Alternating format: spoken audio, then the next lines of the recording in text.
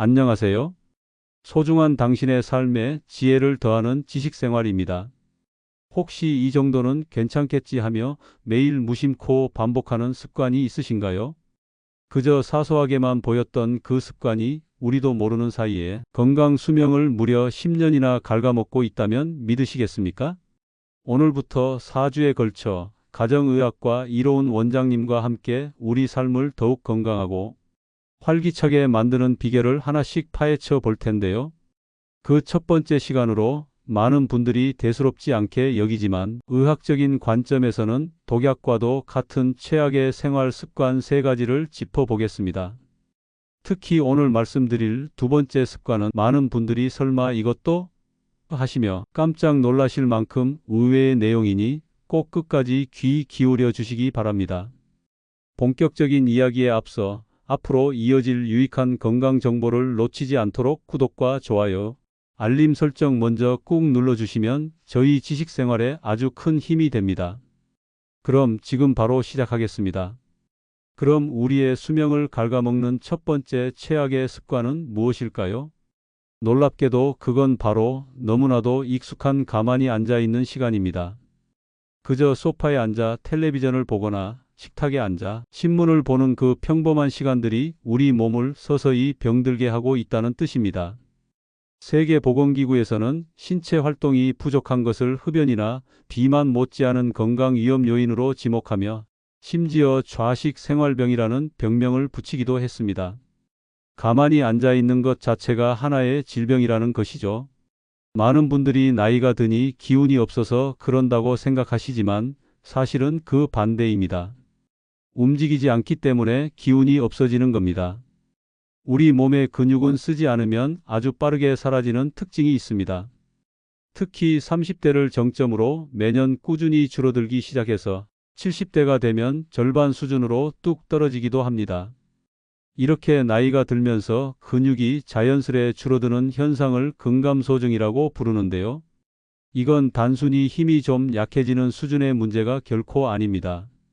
근육은 우리 몸에서 가장 큰 포도당 저장고이자 에너지를 태우는 거대한 용광로와 같습니다. 그런데 이 용광로의 불씨가 점점 작아지고 꺼져버리니 어떤 일이 생길까요? 우리가 섭취한 음식의 열량과 당분이 갈 곳을 잃고 그대로 피 속을 떠돌거나 뱃살 같은 지방으로 차곡차곡 쌓이게 됩니다. 혈당 조절이 어려워져 당뇨병의 위험이 커지는 것은 물론이고 신진대사 능력이 떨어져 조금만 먹어도 살이 찌는 체질로 변해버리는 것이죠. 여기서 더 무서운 것은 근육이 빠져나간 그 빈자리를 지방이 비집고 들어와 채우는 이른바 근감소성 비만입니다. 겉보기에는 체중이 비슷하고 팔다리는 가늘어서 살이 쪘다고 생각하기 어렵지만 실제 몸속은 내장 지방과 근육 사이사이에 낀 지방으로 가득 차 있는 상태입니다. 이건 정말 위험한 신호입니다. 여러 연구 결과를 종합해보면 근감소증과 비만이 함께 있는 경우 그렇지 않은 건강한 사람에 비해 고혈압, 고혈당, 고지혈증 같은 대사증후군에 걸릴 위험이 무려 7배에서 8배까지 치솟는 것으로 나타났습니다. 대사증후군은 그 자체로도 문제지만 결국에는 당뇨병이나 심장병, 뇌졸중 같은 생명을 위협하는 중증 질환으로 가는 지름길이나 다름없습니다. 혹시 요즘 들어 예전보다 계단 오르기가 부쩍 숨이 차고 장을 보고 난 뒤 물건을 들기가 버겁게 느껴지시나요? 혹은 병뚜껑을 따거나 행주를 짜는 간단한 일조차 힘에 부치지는 않으신가요? 앉았다 일어설 때 자신도 모르게 아이고 소리가 나고 어딘가를 짚어야만 편안하다면 이 또한 근육이 보내는 위험 신호일 수 있습니다. 근육이 없으니 움직이기가 싫어지고 움직이지 않으니 근육은 더 빠른 속도로 사라지는 악순환의 고리가 한번 시작되면 걷잡을 수 없게 됩니다. 결국에는 거동조차 힘들어져 집안에만 갇히게 되고 이는 곧바로 다음번에 말씀드릴 사회적 고립이라는 더 무서운 문제로 이어지게 되는 것이죠. 하지만 너무 걱정부터 하실 필요는 없습니다. 우리 몸을 걷게 하고 서게 하고 움직이게 하는 핵심 근육, 이로운 원장님께서 이름 붙이신 생존 근육만 잘 지켜내도 이 모든 위험에서 충분히 벗어날 수 있습니다. 나이가 들어도 얼마든지 근육을 다시 키울 수 있다는 희망적인 연구 결과도 아주 많습니다. 이 중요한 생존 근육을 어떻게 지키고 키울 수 있는지에 대해서는 저희 10년 더 젊게 사는 비결 3편 운동편에서 아주 쉽고 자세하게 누구나 따라할 수 있는 방법으로 알려드릴 예정이니 그때까지 꼭 기억해 주셔도 좋습니다. 중요한 것은 지금 이 순간부터라도 소파에 누워있는 시간을 단 10분이라도 줄이고 자리에서 일어나 가볍게 움직여 보려는 작은 노력입니다. 네, 앞서 말씀드린 것처럼 근육이 빠져 몸이 힘들어지면 자연스레 사람 만나는 일이 줄어들고 활동 반경이 좁아지게 됩니다. 바로 이 지점에서 수명을 갉아먹는 두 번째 최악의 습관, 사회적 고립과 외로움이 시작됩니다. 많은 분들이 외로움을 그저 나이가 들면 느끼는 당연한 감정, 마음의 감기 정도로 생각하시지만 현대의학에서는 외로움을 우리 몸을 실제로 병들게 하는 매우 심각한 위험 신호로 보고 있습니다. 단순히 기분이 우울하고 쓸쓸한 차원의 문제가 아니라는 뜻입니다. 얼마나 심각하냐면 한 유명한 연구에서는 만성적인 외로움이 건강에 미치는 해로움이 하루에 담배를 15개비씩 피우는 것과 맞먹는다고 발표하기도 했습니다. 심지어 많은 사람들이 건강에 가장 큰 적으로 여기는 비만보다도 외로움이 우리 몸에 더 나쁘다고 이야기합니다. 담배를 피우지도 않고 몸무게도 정상인데 단지 외롭다는 이유만으로 매일 독성 물질을 몸에 들이붓는 것과 같은 결과가 나타날 수 있다는 이 사실이 정말 놀랍지 않으신가요? 도대체 외롭다는 감정이 어떻게 우리 몸을 망가뜨리는 걸까요? 그 원리는 우리 몸의 생존 본능과 깊은 관련이 있습니다. 사람은 혼자라고 느끼고 사회적으로 고립될 때 저 먼 원시 시대부터 우리 유전자에 새겨진 생존 본능 때문에 항상 주변을 경계하고 긴장하는 상태에 놓이게 됩니다. 마치 드넓은 초원에서 무리로부터 떨어져 나온 동물이 언제 맹수에게 공격당할지 몰라 잠시도 쉬지 못하는 것처럼 우리 몸의 경고등이 꺼지지 않는 것이죠.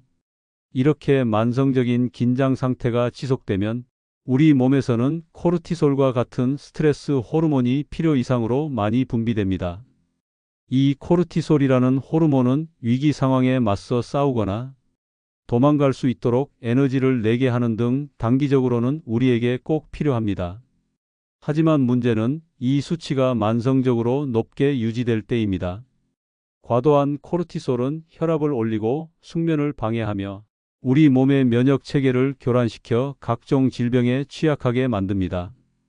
가장 큰 문제는 이 스트레스 호르몬이 온몸에 불필요한 만성 염증을 일으키는 주범이 된다는 점입니다. 혈관에 끊임없이 미세한 염증이 생기면 어떻게 될까요? 당연히 혈관벽이 상처 입고 두꺼워지면서 동맥경화가 진행되고 이는 곧 심장병이나 뇌졸중의 위험으로 직결될 수밖에 없습니다. 실제로 여러 대규모 연구들을 종합해 보면 사회적으로 고립감을 느끼는 사람은 그렇지 않은 사람에 비해 심장마비에 걸릴 확률이 29%, 뇌졸중에 걸릴 확률은 32%나 더 높았다고 합니다. 뿐만 아니라 외로움은 치매의 가장 강력한 유발 요인 중 하나로도 꼽힙니다. 다른 사람과 얼굴을 마주보고 대화를 나누고 서로의 감정을 교류하는 것은 우리 뇌에 가장 좋은 영양분이자 자극제입니다. 그런데 이런 건강한 자극이 오랫동안 끊기게 되면 뇌세포 사이의 연결이 약해지고 뇌 기능이 급격히 쇠퇴하면서 치매의 위험성이 높아지는 것입니다. 물론 여기서 중요한 것은 혼자 있는 시간 그 자체가 나쁜 것은 아니라는 점입니다. 혼자 조용히 책을 읽거나 사색에 잠기며 재충전하는 시간은 우리 삶에 반드시 필요하죠. 의학적으로 문제가 되는 것은 내가 원치 않는데도 어쩔 수 없이 혼자이거나 여러 사람과 함께 있는 자리에서도 마음 붙일 곳 없이 소외감을 느끼는 주관적인 외로움입니다.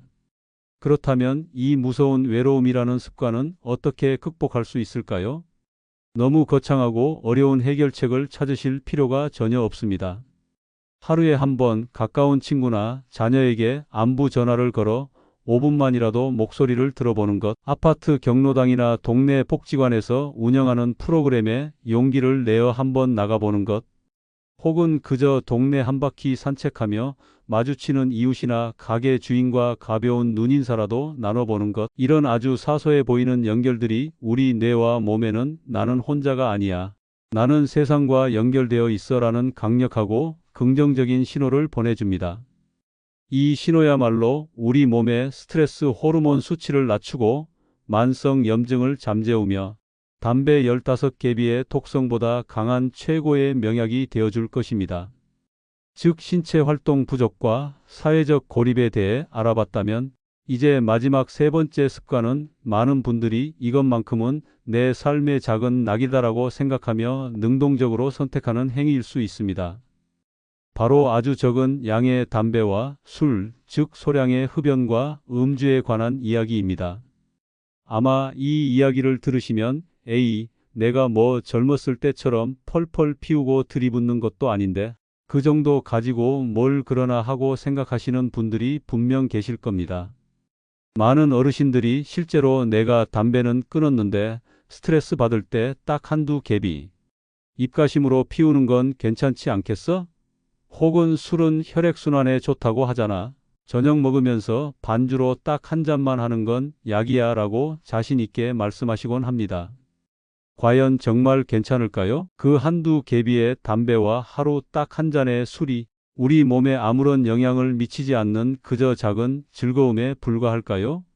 의학적인 결론부터 단호하게 말씀드리겠습니다. 전혀 괜찮지 않습니다.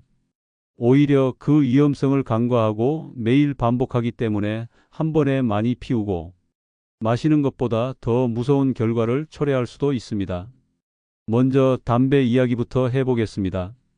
담배에 관한 한 의학적으로 안전한 양이란 존재하지 않습니다. 단 한 개비의 담배도 우리 몸, 특히 혈관에는 즉각적이고 치명적인 손상을 입힙니다. 많은 분들이 담배의 해로움이 피우는 양에 비례한다고 생각하시지만 심장과 혈관에 미치는 영향은 전혀 그렇지 않습니다.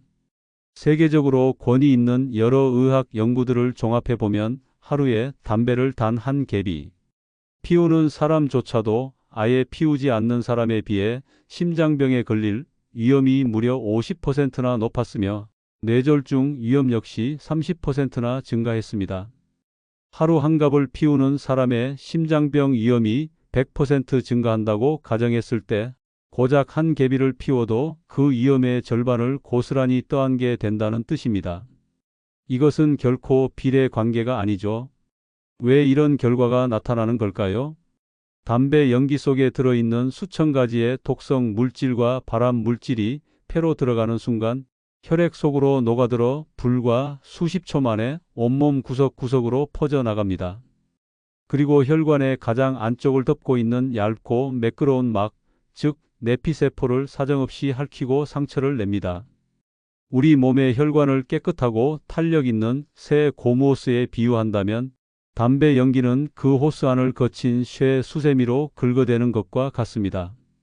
이렇게 상처가 난 혈관 벽에는 곧바로 염증 반응이 일어나고 우리 몸의 피를 굳게 만드는 혈소판들이 끈적끈적하게 달라붙어 피떡, 즉 혈전이 생기기 아주 쉬운 환경이 만들어집니다.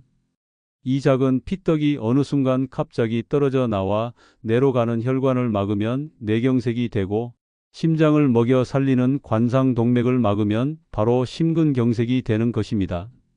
이 끔찍한 과정은 담배를 한 갑 피워야만 일어나는 것이 아니라 단 한두 개비만으로도 충분히 촉발될 수 있는 급성 반응이라는 사실을 반드시 기억해야 합니다. 이제 술 이야기를 해볼까요?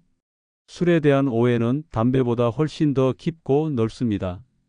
특히 적포도주 한 잔은 폴리페놀 성분이 많아서 심장 건강에 좋다는 이야기가 마치 정설처럼 널리 퍼져 있죠. 물론 과거의 일부 연구에서 그런 결과가 나오기도 했습니다. 하지만 이것은 아주 제한적인 경우에만 해당하며 수많은 최신 연구들은 그 작은 이득보다는 알코올이 주는 전반적인 해악, 특히 암 발생 위험과 뇌 손상 위험이 비교할 수 없을 만큼 더 크다고 한 목소리로 경고하고 있습니다.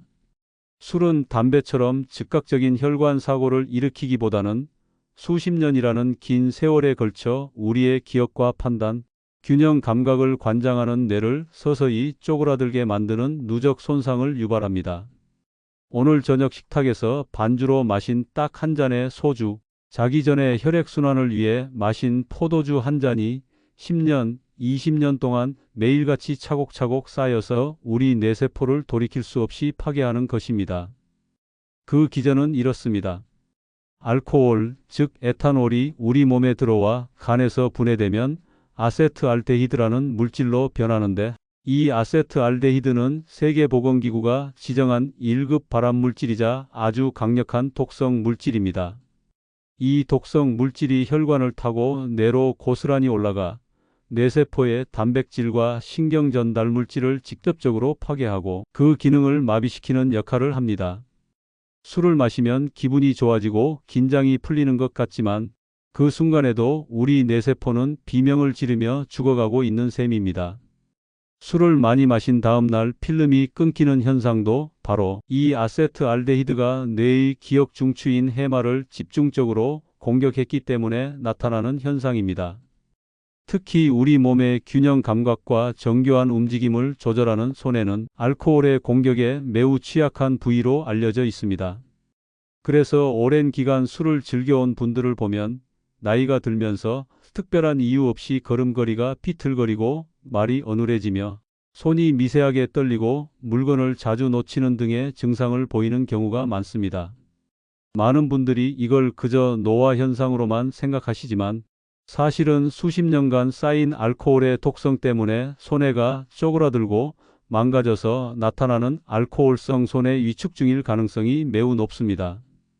결론적으로 혈액순환을 위해 마시는 딱 한 잔의 술이 당장의 혈관을 아주 잠시 넓혀줄지는 몰라도 10년 뒤, 20년 뒤 당신의 뇌를 쪼그라들게 하고 두 발로 제대로 걷지 못하게 만들 수도 있다는 뜻입니다.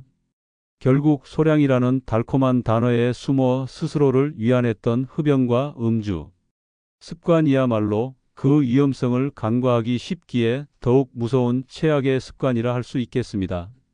내 삶의 작은 낙이라고 굳게 믿었던 그 한 갭이, 그 한 잔이 사실은 내 건강 수명을 갉아먹는 가장 날카로운 칼날이었다는 사실을 오늘 꼭 가슴 깊이 새기셨으면 합니다.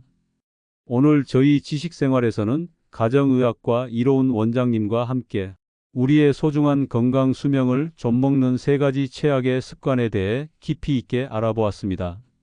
첫째는 움직이지 않는 습관이었습니다. 나이가 들고 기력이 없어서가 아니라 움직이지 않기 때문에 기력이 사라지고 근육이 빠져나간다는 사실을 확인했습니다.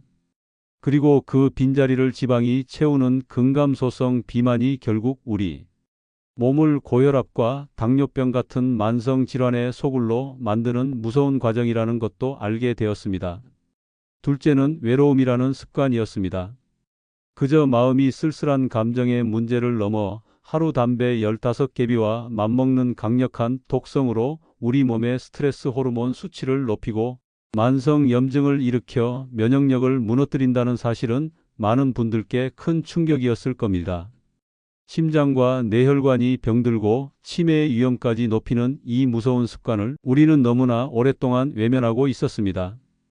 그리고 마지막 셋째는 이 정도는 괜찮겠지라는 달콤한 착각 속에 스스로를 정당화했던 소량의 흡연과 음주였습니다.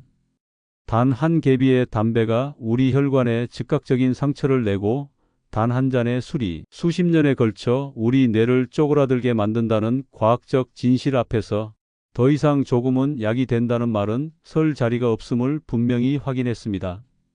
가만히 돌이켜보면 오늘 알아본 이 3가지 습관에는 한 가지 공통점이 있습니다. 바로 나는 아니겠지, 이 정도쯤이야 하는 안일한 마음에서 시작된다는 것입니다. 갑작스러운 사고나 암처럼 눈에 보이는 거대한 위협이 아니기에 우리는 너무나도 쉽게 그 위험성을 간과하며 살아갑니다. 하지만 오늘 보셨듯이 우리 건강에 진짜 무서운 것은 어쩌다 한번 닥치는 큰 사건이 아니라 매일 반복되는 바로 이 사소한 습관들입니다. 끓는 물속 개구리처럼 서서히 다가오는 위험을 인지하지 못하는 바로 그 순간에도 우리의 건강과 수명은 소리 없이 갉아먹히고 있을지도 모릅니다. 하지만 오늘 이 영상을 끝까지 함께 하신 여러분은 이제 그 불편한 진실을 똑똑히 마주하셨습니다. 그리고 문제를 정확히 아는 것이야말로 해결의 가장 확실한 첫걸음입니다. 우리의 건강을 망치는 것이 거창한 무언가가 아니라 아주 사소한 습관이었듯이 반대로 우리의 건강을 되찾고 10년, 20년 더 길게 지켜나가는 것 또한 아주 작은 실천에서부터 시작됩니다. 오늘부터 당장 소파에 누워 텔레비전을 보던 시간에서 단 10분만이라도 빼서 자리에서 일어나 가볍게 집안을 걸어보는 것은 어떨까요? 그동안 뜸했던 친구나 멀리 사는 자녀에게 안부 전화를 한 통 걸어 따뜻한 목소리를 나눠보는 것도 좋겠습니다. 그리고 매일 저녁 식탁에서 늘 손이 가던 그 술잔을 오늘만큼은 조용히 내려놓는 용기를 내보는 것입니다. 이 작지만 위대한 변화들이 모여 당신의 내일과 앞으로의 10년, 그 이상의 건강하고 활기찬 시간을 선물해 줄 것이라 저희는 굳게 믿습니다. 오늘 나쁜 습관들을 마음속에서 깨끗이 비워내셨다면 다음 시간에는 그 빈자리를 건강함으로 가득 채울 첫 번째 비결을 알려드릴 차례입니다. 오래 살려면 매일 이곳을 닦아야 한다는 말이 있습니다. 심지어 이곳의 건강 상태가 심장병과 뇌졸중, 당뇨병까지 좌우한다고 하는데요. 과연 우리 몸의 모든 길로 통하는 그 비밀의 장소는 어디일까요? 다음 주 저희 지식생활에 10년 더 젊게 사는 비결 2편에서 그 놀랍고도 중요한 정답을 속 시원하게 공개해 드리겠습니다. 오늘 내용이 유익하셨다면 주변의 소중한 분들께도 이 영상을 꼭 공유해 주십시오. 당신의 작은 관심이 한 사람의 소중한 인생을 바꿀 수도 있습니다. 구독과 좋아요는 저희가 더 좋은 콘텐츠를 만드는데 아주 큰 힘이 됩니다. 지금까지 당신의 삶에 지혜를 더하는 지식생활이었습니다. 고맙습니다.